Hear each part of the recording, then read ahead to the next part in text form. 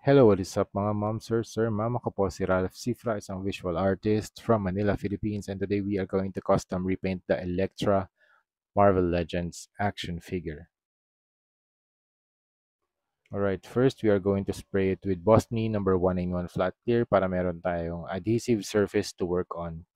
Thank you very much Hero Paints for sponsoring this video. Lagi sila nagpapadala ng paints para sa ating mga custom repaint projects. If you want to buy some Hero Paints, punta lang kayo sa Shopee.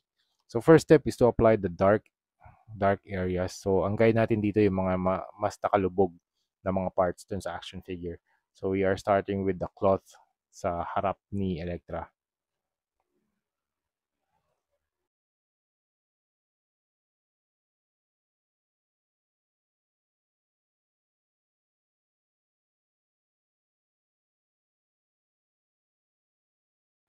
And then next step, mix the warm red with white para magkaroon tayo ng lighter color. So, yung technique natin dito, dark muna, and then lighter, and then lightest color.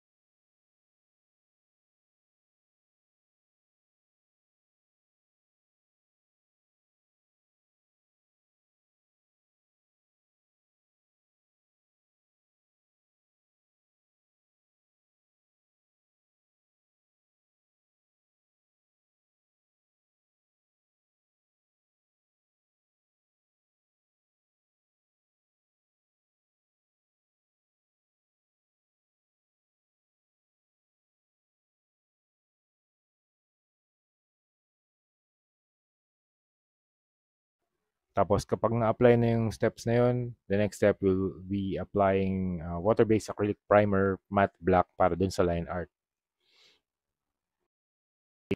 I'm also using a finer brush para ma-drawing natin ma-paint natin yung mga comic book style of lines. So we can do transition lines, feathering, and cross-hatching.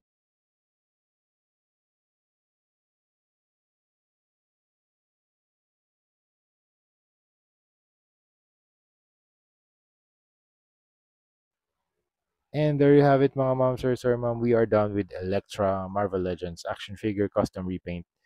Yung sa black areas naman, ang in-apply lang natin dyan, one layer of highlights and one layer of second highlights. Thank you very much, client, for availing this. So, meron pa tayong next project together. And I'm really, really looking forward to that.